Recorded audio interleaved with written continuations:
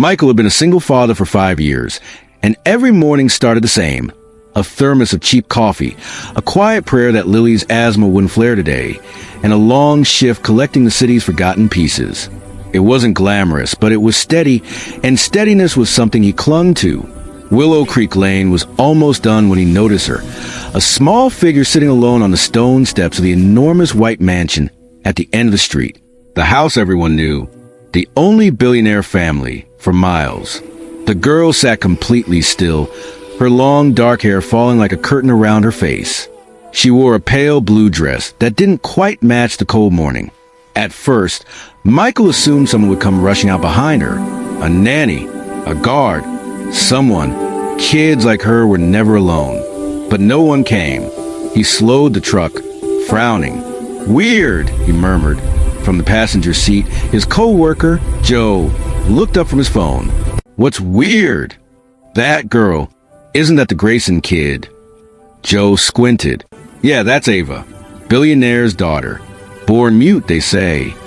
Mute. Michael had heard rumors. Tragic stories whispered through town like broken pieces of puzzle. Some said she hadn't spoken a single word since birth. Others said she could speak, but refused. No one really knew the truth. The Graysons were private people. Still, something about seeing her sitting alone, staring at her shoes, tug at him. They finished the street and pulled the truck over for their mid-morning break. Michael kept glancing back at the mansion. The girl hadn't moved.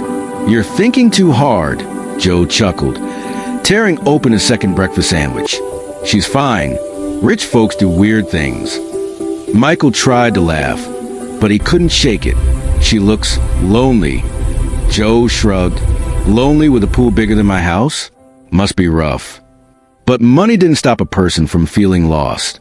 Michael knew that better than anyone. After his wife died, grief had stretched through their home like fog, even when the fridge was full and the bills were paid. Loneliness didn't care about bank accounts. As they got back to work, Michael kept glancing toward the mansion. Something inside him whispered that this wasn't a moment to ignore. Maybe it was Lily's drawing reminding him to be gentle. Maybe it was the way Ava's small shoulders hunched forward, like she was bracing against a world she didn't understand. When they reached the massive iron gate of the Grayson property, Joe hopped out to roll the bins over, but Michael found himself stepping toward the girl. She didn't look up when his shadow fell over the steps. "Hey there," he said gently. "Are you okay?" Silence. Not unusual, given what he knew, but there was something else. Her hands trembled slightly in her lap. A chilly gust swept her hair aside, revealing eyes wide and frightened, like she'd been waiting for someone to speak to her, but never expected it to be him. He crouched slowly, careful not to startle her. "Do you need help?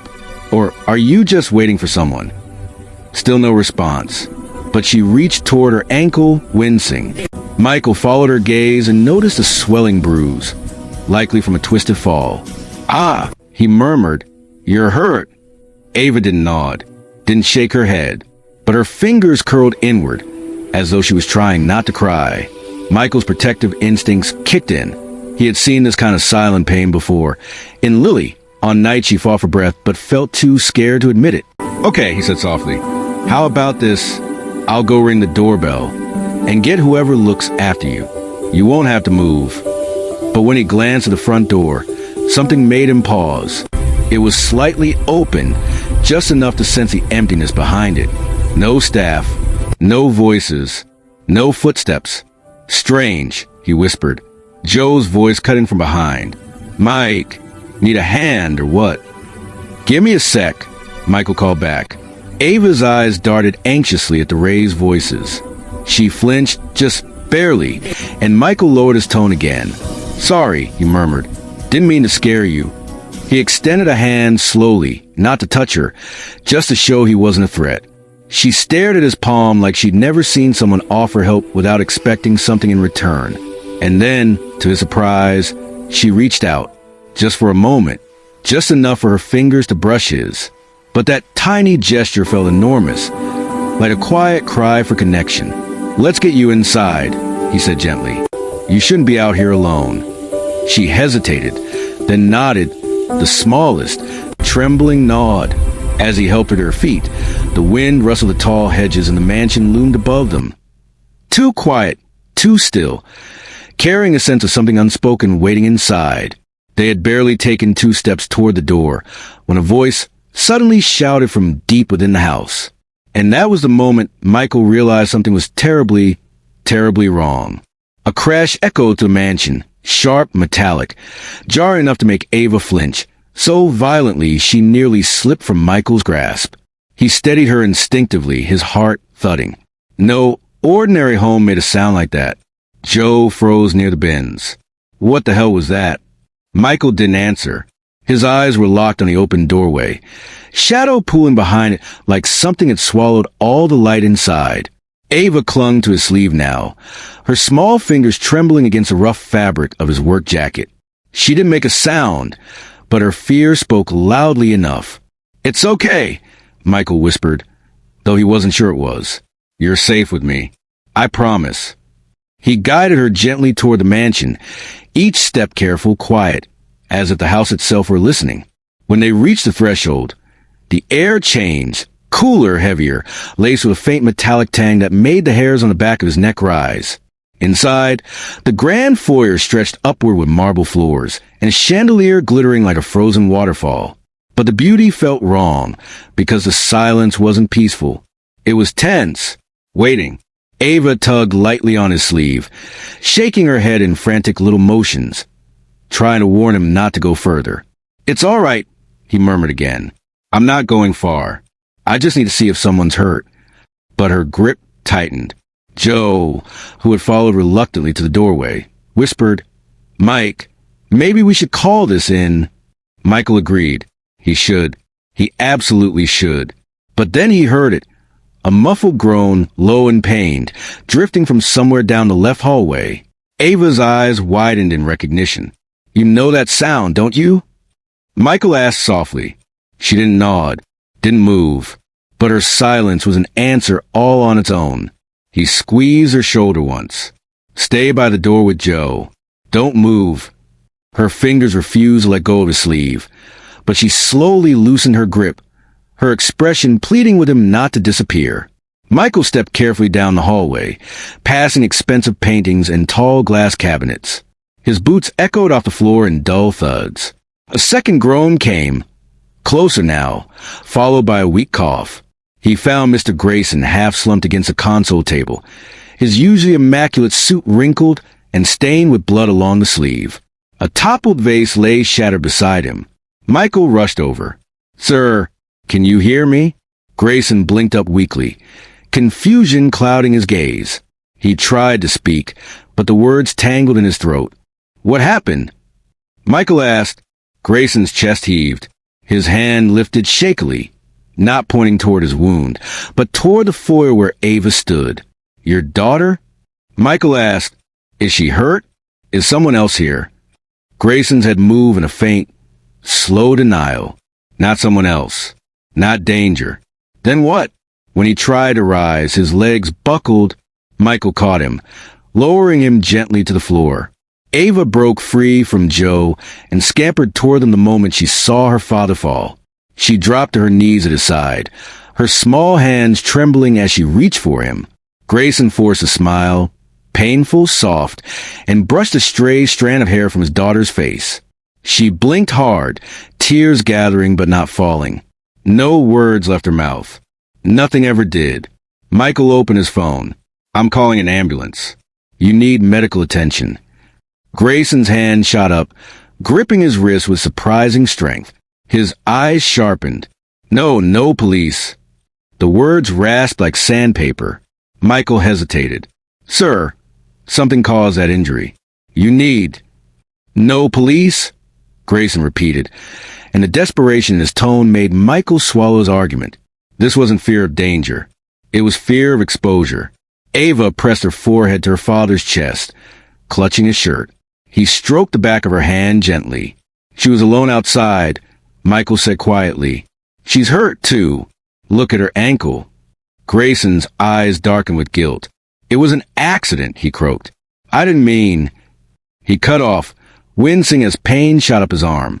Michael wasn't sure what the billionaire had been about to confess, But Ava's reaction told him it mattered. She closed her eyes tight, as if she already knew the truth he was too ashamed to speak. Michael's instinct as a father burned through him. She didn't deserve fear. She didn't deserve silence shaped by pain. He placed a gentle hand on her shoulder. "Hey, it's going to be all right. I'm here now." Ava didn't look up, but her tiny hand slid into his, holding on like he was the first safe person to walk inside her world. And maybe he was. As the ambulance sirens approached in the distance, Michael felt something shift, not in the mansion, not in the situation, but inside himself. Something urging him to stay, to not walk away from this fragile connection forming between a mute billionaire's daughter and a single-father garbage man who simply refused to ignore a child in need. If you were standing there in Michael's shoes, seeing that bruised little girl cling to the only help she had, what would you have done? Be honest. Tell me in the comments. And if words fail you, at least tap like to show that compassion still matters in moments like this. Grayson squeezed Michael's wrist again, his breath thinning. "Help her," he whispered, "more than I ever could." The sirens grew louder. Ava gripped Michael's arm tighter. And as paramedics rushed inside, one of them gasped the moment they saw the billionaire on the floor.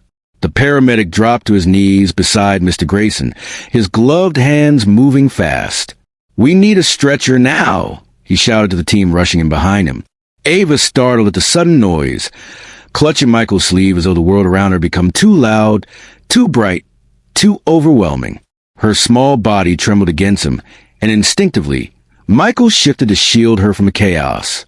He'd done it 1,000 times for Lily, creating a quiet corner in the middle of a storm. "It's okay," he whispered. "They're here to help your dad." Her eyes flicked up to his, searching, uncertain. Trust wasn't easy for children who had lived too long inside silence. When the stretcher came, the paramedics lifted Mr. Grayson carefully. He winced, his breath hitching. One of the paramedics leaned close to Michael. "Looks like he might have hit something hard when he fell. Possibly internal bleeding. We need to move." Michael nodded, but his attention stayed on Ava. She was gripping her father's fingers, refusing to let go even as the stretcher began rolling. The paramedics paused long enough to let her keep that small contact, but they couldn't wait forever. "Ava," Michael said gently, crouching so he was eye level with her.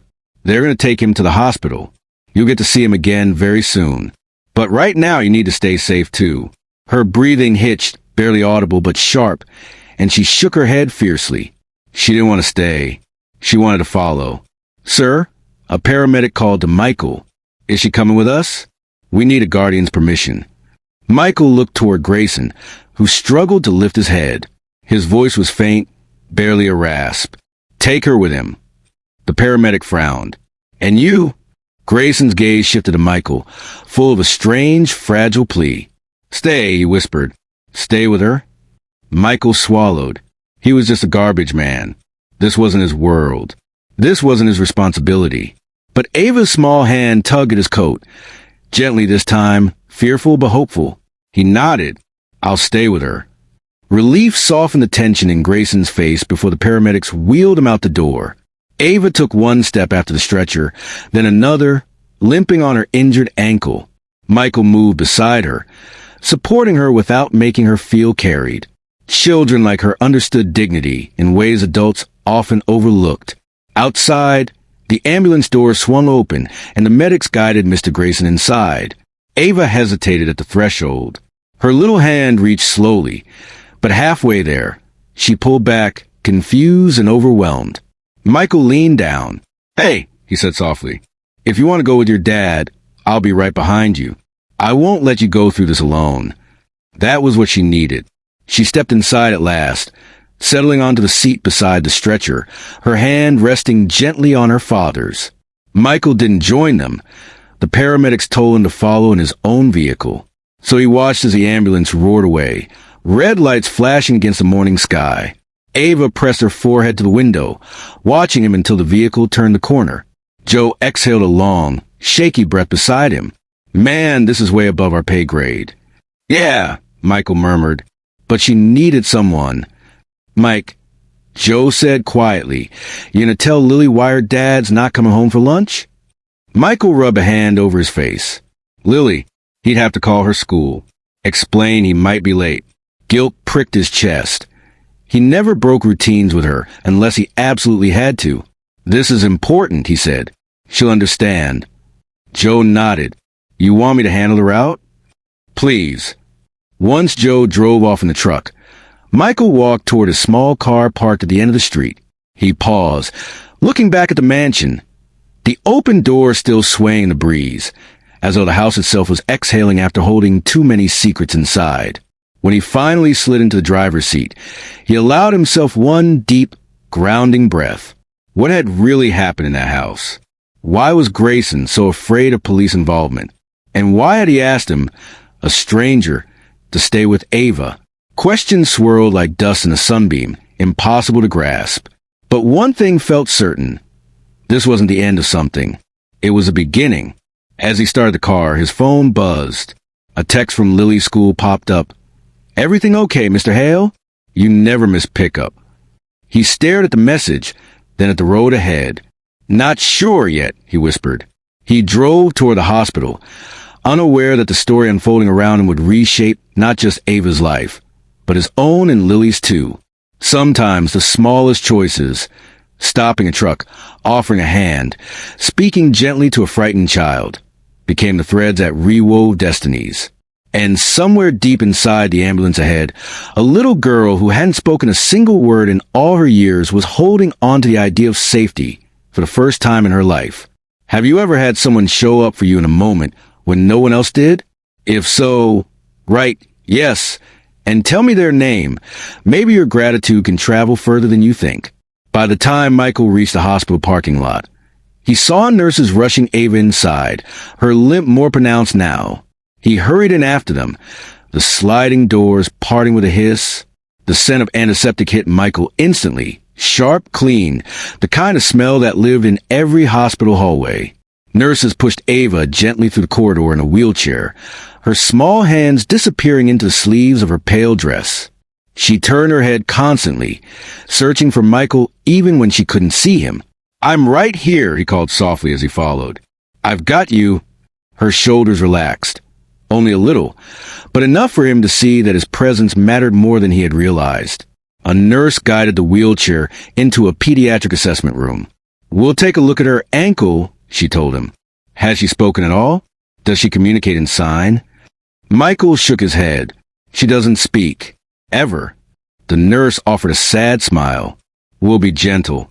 Ava's fingers curled around the armrest as the nurse lifted her injured foot. Her face remained stoic, but her knuckles turned white with tension. The nurse carefully examined the swelling, pressing lightly along the bone. Looks like a bad sprain, she said. Nothing broken, but definitely painful. We'll wrap it for support. Ava didn't flinch. She didn't cry. She didn't make a single sound. It unnerved Michael in a way he couldn't explain. Pain should have a voice, even a small one, but hers had been locked away for years. When the nurse stepped out to grab supplies, Michael crouched beside the chair again. You're being so brave, he murmured. Ava blinked once, her expression unreadable, but her hand drifted toward his, as if seeking something familiar in a world growing more confusing by the minute. Michael offered his palm. She set her fingers atop it, barely touching but not pulling away. He wasn't sure if she was asking for comfort or giving it. Minutes later, a doctor appeared in the doorway. Mr. Hale, he asked. Michael stood. Yes. We've stabilized Mr. Grayson. He's conscious. Weak, but stable. He asked for you and his daughter. Michael's eyebrows lifted. He's asking for me? The doctor nodded. He said it was important. Ava's reaction was immediate. She straightened, hands tightening around the chair arms, eyes bright with urgency. Whatever fear she had earlier, seeing her father mattered more. They wheeled her down another corridor, deeper into the hospital's muted hum. Every step Michael took felt heavier. Why did a billionaire trust him? What role was he being pulled into? The doctor led them into a private room. Machines beeped gently, their rhythm steady. Mr. Grayson lay propped up against white pillows, looking smaller than before, more fragile, as though the weight he carried had finally begun to crush him. When he saw Ava, his breast softened. Come here, sweetheart. She reached for him instantly. Michael stepped forward to help her onto the edge of the bed. She settled against her father carefully, her presence calming him in a way nothing else could. Grayson lifted a trembling hand to brush her cheek. My brave girl. Ava closed her eyes at the touch. Then Grayson looked at Michael. You didn't have to help us, he whispered. But you did. Why? Michael shifted awkwardly. Because she was alone and scared. Anyone would have stepped in. No, Grayson said with a weak laugh. Not anyone. Silence stretched between them before Grayson's expression changed, tightened, as if what he needed to say tasted bitter. There's something you need to know, he murmured. Michael waited, unsure what truth he was about to walk into. Grayson hesitated, his eyes flicking to his daughter, then back to Michael. Ava, she didn't fall today. She ran. Michael's breath caught. Ran? From what? Grayson swallowed hard, guilt weighing every word. From me. Ava's eyes snapped open, but she didn't move. Her fingers curled into the blanket, her breathing quickening. It wasn't intentional, Grayson said, voice cracking. But I yelled, too harshly. I was frustrated about something else, something stupid. She was nearby. She startled, tripped trying to get away from me. I tried to help her, but I slipped on the stairs and... His voice broke completely. I scared my own child, he whispered. Again. Ava stared at him, her eyes filling, not with tears, but with familiar ache. Michael felt a lump forming in his throat. He'd seen it before, in Lily, after nights when grief had made him too tired to be patient. He knew the crushing weight of parental regret. Grayson wiped his eyes. I don't deserve her forgiveness, but I'm trying. I swear I'm trying. Ava lowered her gaze, her hands trembling. Her silence filled the room, thick and suffocating. Michael stepped forward gently. Mr. Grayson, you can still fix this. Can I? The man asked broken. Michael looked at Ava, at her hurt, her fear, her longing, and he understood something rare. She wasn't mute because she couldn't speak. She was mute because she didn't feel safe enough to. And that truth hit him harder than anything else that morning. Now it's your turn. Share one small good thing you did recently, no matter how small. Write it below so others remember that humanity still lives. Your story might be the spark someone needs tonight. A nurse interrupted softly. Sir, we need to update you on his test results. Grayson nodded weakly, releasing his daughter's hand with reluctance. Stay with her, he whispered to Michael. Please. Michael guided Ava gently toward the hallway, her small fingers wrapped around his. The hallway outside Mr. Grayson's room hummed with distant beeps and rolling carts, but for a moment, everything felt still. Ava stood close to Michael, her small hand wrapped around his with surprising strength. She looked back toward her father's door again and again, as if afraid he might disappear if she blinked too long. Michael crouched slightly so he could see her face. He's going to be okay, he murmured. They just need to talk to him. Ava didn't nod, but her grip loosened, just enough to let the tension ease from her shoulders. A nurse approached with a clipboard. Sir, we need some basic information for her chart. Are you her guardian? No, Michael said quickly. I'm just helping. The nurse gave a polite, tired smile. Understood. Even so, you're the only familiar face she has right now. Do you know her full name? Ava Grayson. Middle name? He hesitated. Ava looked up at him, wide-eyed, waiting to see if he would get it wrong. The nurse raised an eyebrow. That's okay, she said gently. We can get the rest when her father's stable. She left them alone again. Ava tugged lightly at Michael's sleeve, then pointed down the hallway. Not toward her father's room, but toward a small bench across from a row of windows. You want to sit? He asked. She nodded. They walked slowly, her limp more noticeable now that the adrenaline had faded. When she settled onto the bench, the sunlight pouring through the windows lit her face, revealing faint freckles across her nose and a tension she seemed too young to carry. Michael sat beside her, not too close, not too far. The silence between them wasn't empty. It was full of things she couldn't say and things he didn't yet know how to ask. After a long minute, she reached into her pocket and pulled out something small, a folded scrap of paper. She placed it on his knee, then looked away as if embarrassed. "You want to open it?" he asked softly. She nodded again. Inside was a simple drawing. Crayon lines, shaky but careful. Two figures holding hands. One taller, one small.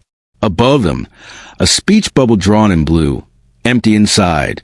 Michael studied it, heart tightening. "This is you," he said, pointing to the smaller figure. "And this is your dad?" Ava shook her head. She pointed to the smaller figure, then to herself. Then she pointed to the taller one, and gently tapped his shoulder. Michael's breath caught. "Me," he whispered. She looked at him, really looked at him, and though she didn't smile, something softened deep in her eyes. He swallowed hard, overwhelmed by the quiet gravity of her trust. He'd known her for barely an hour, yet she had drawn something that felt like a prayer, a hope for someone to fill the empty space she'd carried all her life. Before he could speak, a soft chime echoed overhead announcing visiting hours. Nurses began moving briskly through the hall. Ava pulled her knees up onto the bench, curling inward like a tiny, fragile bird. Michael hesitated, then draped his jacket over her legs. She touched the fabric, tracing the seams with her fingertips, comforting herself, or maybe thanking him. Her world had been built on silence, not peaceful silence, but survival silence. The kind a child learned when speaking led to broken promises, raised voices, or disappointment. He understood that silence too well. He remembered nights after his wife died, when Lily cried into her pillow because she didn't want to wake him. She was 5 then. She thought grief had made him too fragile to hear her pain. In truth, it had made him desperate to protect her from everything, even his own sadness. That memory rose in his chest now, warm and painful. "Kids shouldn't have to be strong alone," he murmured. Ava leaned against the wall quietly, her eyes drifting half-closed. Her ankle must have still been hurting, but she made no sound. "Does it hurt?" he asked gently. She lifted her hand, wiggled her fingers in a little gesture. He smiled faintly. "You're tougher than you look." She didn't react, but a tiny shift in her posture gave away the smallest hint of pride. Across from them, a young mother pushed a stroller past, humming softly to her baby. Ava watched her intently. Her eyes lingered on the baby's tiny hands, on the mother stroking his cheek, whispering words too soft to hear. Her expression changed, a flicker of longing, like she was remembering something she never really had. Michael saw it, and understood it. Have you ever had someone step into your life at the exact moment you needed them most?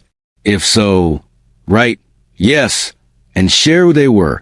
Maybe your story will remind someone that help can appear in the most unexpected forms. A doctor rounded the corner just then. "Mr. Hale?" Michael rose quickly. "Is he okay?" The doctor nodded. "Stable, but we've moved him for further tests. He asked if you and Ava would stay close. He'll be out soon."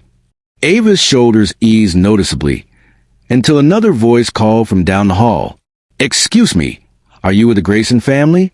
A woman in a sleek black suit approached, her expression sharp, businesslike, and tense. She carried a leather portfolio and a phone that had been buzzing nonstop in her hand. "I'm their legal representative," she said, "and we need to talk. Now." Michael stiffened slightly, instinctively placing himself a little closer to Ava. She moved behind him, gripping the back of his shirt. The woman raised an eyebrow at the gesture. "I see she's already attached to you," she said. "That complicates things." "Complicates what?" Michael asked. She exhaled, flipping open her folder. "There are matters you don't understand, and decisions being made as we speak." Ava tightened her hold on him. Michael's jaw set. "What decisions?" he asked quietly. The woman hesitated, only for a heartbeat. Then she said it. "Custody." Ava gasped, not audibly, but with her whole body, a silent jolt of fear that shook her from head to toe. And Michael felt something inside him ignite, a fierce, protective flame he hadn't expected. The word hit the air like a cold blade. Custody. Ava's fingers clenched tighter into the back of Michael's shirt, small knuckles whitening as she pressed into him. Her body trembled, a silent quake of fear, and Michael felt it through the thin fabric like a plea. He stepped half a pace in front of her, without thinking. "What do you mean custody?" he asked, voice steady but edged. The woman in the black suit didn't flinch. She adjusted her glasses. Professional calm never wavering. "Mr. Grayson's condition is uncertain. His company and estate require immediate legal clarity. If his health declines, temporary guardianship must be assigned." "Assigned to who?" Michael demanded. "To the individual best suited to maintain stability," she replied. "Ava's future needs structure, not unpredictability." Michael frowned. "She has her father." "For now." Ava's breath stuttered, her eyes going glossy, but still no sound. Her body leaned more heavily against him, as if anchoring herself to the only certainty she had left. "And what does any of that have to do with me?" Michael asked. The lawyer's gaze swept over him. The simple jacket, the work boots, the tired eyes of a man used to early mornings and hard miles. "Mr. Hale," she said crisply, "you are a kind man, but kindness alone cannot raise a child of this stature." Ava flinched. Michael's jaw tightened. "She's not a business asset. She's a little girl. And that little girl requires resources," the lawyer countered. "Therapists, specialists, educators. She requires safety." Michael cut in. The woman blinked, momentarily thrown off by the quiet intensity in his voice. Ava peeked around him, her face pale, her lips pressed together, trembling at the edges, as if she wanted to speak or scream, but couldn't break the silent prison around her throat. The lawyer closed her folder. "Look, a social worker will evaluate her situation soon. Until then, you may remain with her, since she clearly trusts you. But understand." She glanced at Ava's small hands gripping his shirt like a lifeline. This attachment might make things harder for her if it can't be maintained. Ava stiffened. Michael stepped forward just enough to shield her from that sentence. "Don't talk about her like she's not standing right here." The lawyer studied him for a long moment, then nodded curtly. "Very well. I'll notify the staff that you'll stay until Mr. Grayson is available." She walked away briskly, heels clicking like a countdown. When she turned the corner, Ava trembled violently. Michael knelt in front of her instantly. Hey, he whispered. "Look at me." Slowly she did. Tears shimmered in her eyes, though none fell. Her breathing came fast, shallow, her hands shaking in small, frightened spasms. "You're not going anywhere," Michael said softly. "Not without your dad. And not alone." Her lips parted just a little, as if she wanted to form a sound, but nothing came out. Frustration flickered in her eyes. She squeezed them shut, fists tight at her sides, shoulders folding inward. "Stop," Michael murmured gently, placing a warm hand over hers to still them. "You don't owe anyone a single word. Not even now." She opened her eyes again, wet, shining, searching, and something in her expression broke him. "Come here," he whispered. He opened his arms just slightly, just enough for her to understand she had a choice. Ava hesitated, then stepped forward and pressed her forehead into his chest. Michael held her, careful and light, as though she might shatter from the wrong kind of touch. She didn't sob. She didn't make a sound, but he felt the tiny tremors running through her body, the kind that came not from pain, but from fear too old for someone so young. "I've got you," he whispered into her hair. "As long as you need." They stayed like that until her shaking softened, until her breathing steadied, until she finally pulled back, wiping her cheeks with the sleeve of her dress, embarrassed by emotions she couldn't hide. Michael offered a gentle smile. "Nothing you feel is wrong. Not one thing." She blinked up at him, eyes full of 1,000 things she couldn't say. And he understood every one of them. "Be honest. Could you forgive someone who frightened you, even if they didn't mean to? Type forgive if you could, or never if the wound would cut too deep." Just then, the doctor rounded corner. "Mr. Hale, we need you both." Ava's spine straightened, fear returning in a wave. She grabbed Michael's hand instantly. "What's wrong?" he asked. The doctor hesitated. "It's Mr. Grayson," he said quietly.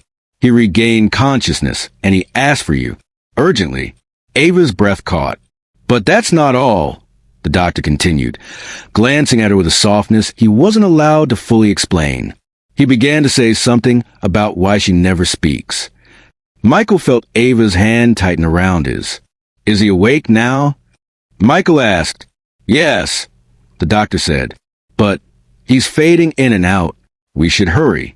They walked quickly down the hall, Ava limping but refusing to let go of Michael's hand, her small fingers gripping his with fierce determination in every step. They reached the door. The doctor pushed it open.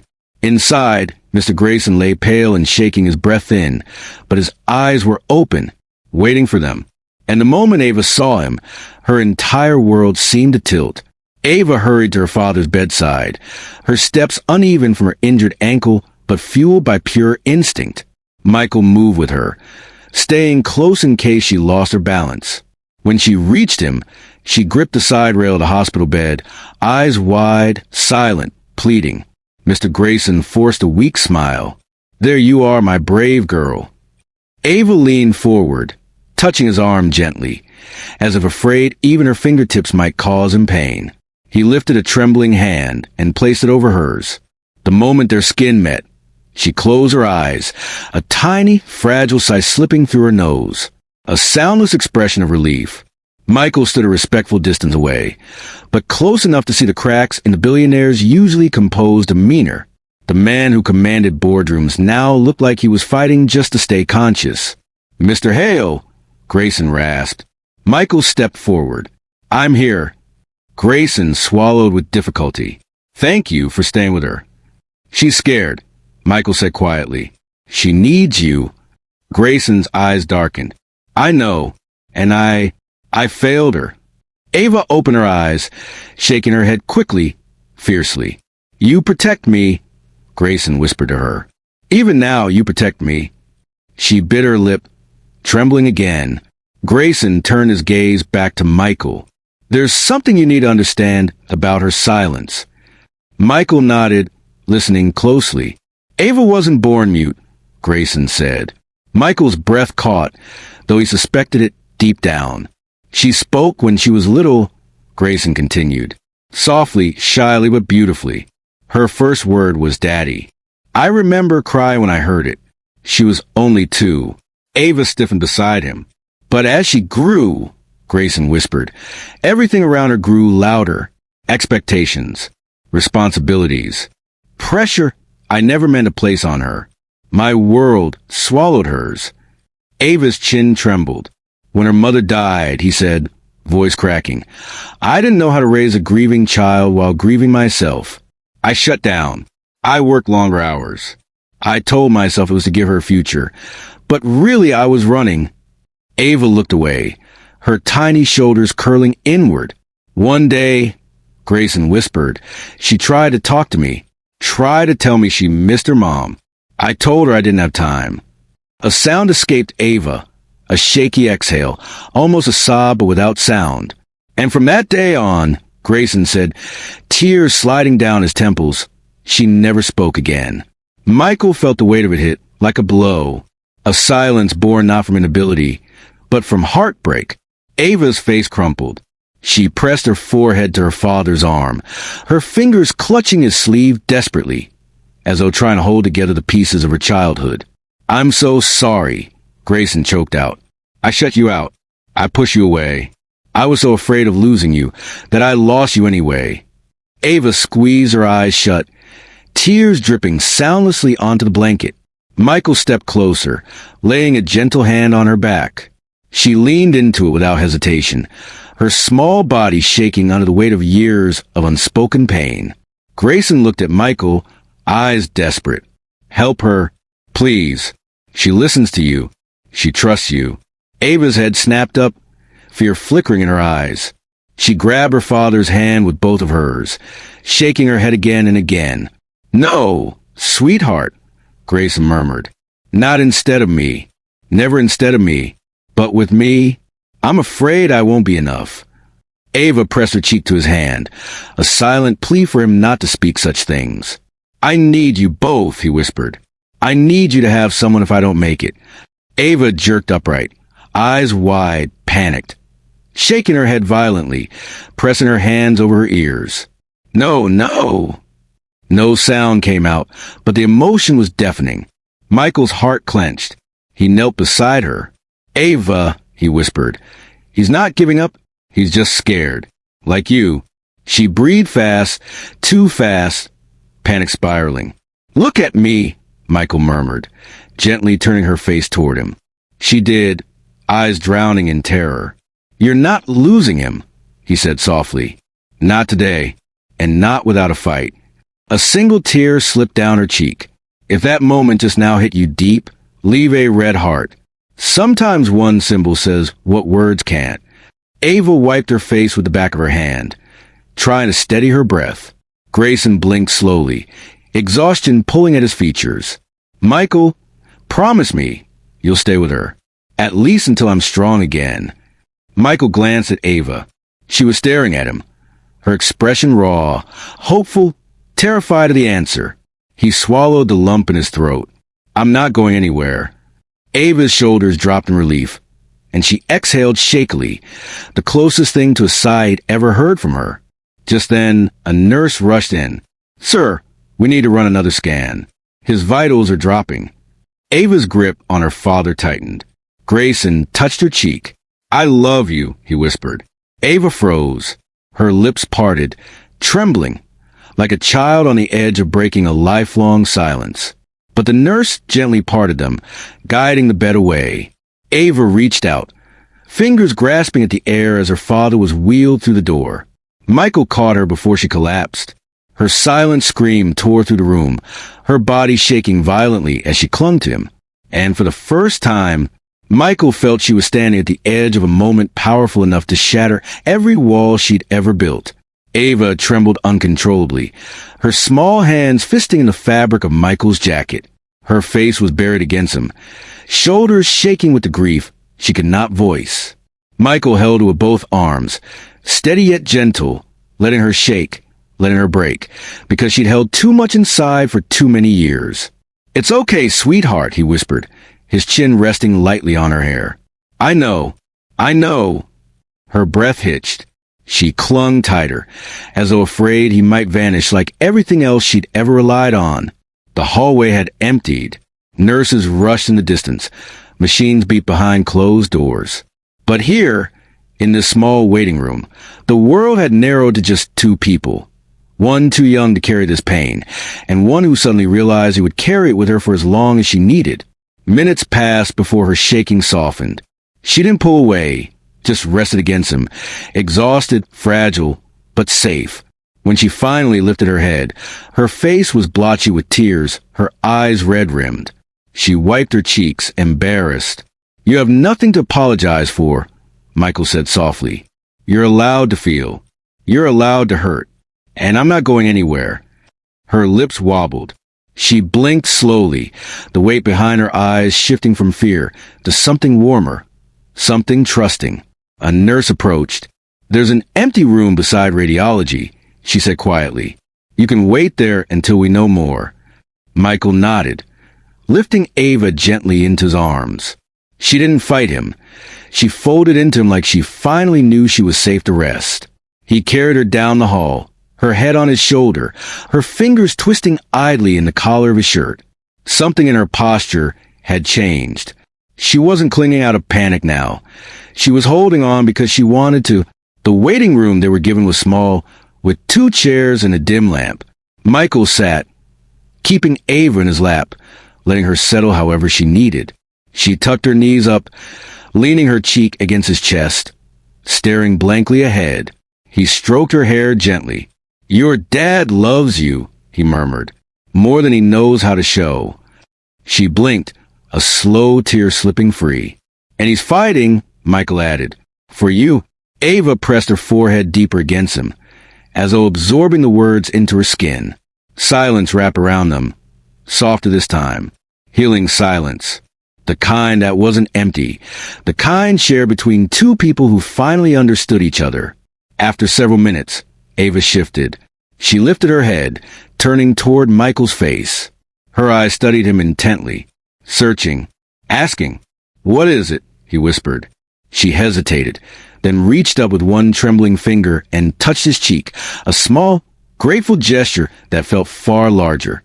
Michael caught her hand gently, letting her know he understood. If you believe love still wins, even after silence, fear, and brokenness, comment, Amen. Let's fill this space with hope.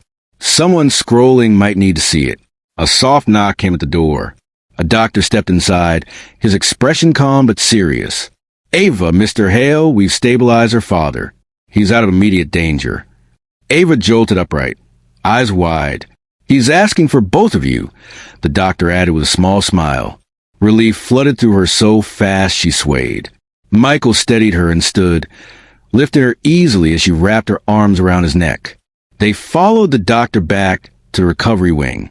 When they entered the room, Mr. Grayson looked weak, pale, but very much alive. His gaze softened the moment he saw his daughter. Ava wriggled from Michael's arms and hurried forward, stopping at the edge of the bed. She touched her father's hand carefully, afraid of hurting him. "My sweet girl," he whispered. Her chin quivered. She lowered her head, tears dripping onto his blanket. "I heard you cried," Grayson murmured, brushing her hair back with trembling fingers. "I'm sorry you had to." Ava squeezed his hand desperately. Grayson looked over at Michael. "You kept her safe," he said. "I owe you more than I can ever repay." "You don't owe me anything," Michael replied. "She just needed someone." Grayson nodded slowly, then looked at his daughter again, eyes full of a vow he hadn't said aloud yet. "I'm going to get better," he whispered. "And when I do, I'll learn to be the father you deserve. But until then, I need you to let people help you. Not because you're weak, but because you've carried too much alone." Ava swallowed hard. Then something happened. Something small. Something enormous. She opened her mouth, not wide, not confidently, but like someone stepping out into light after living in dark.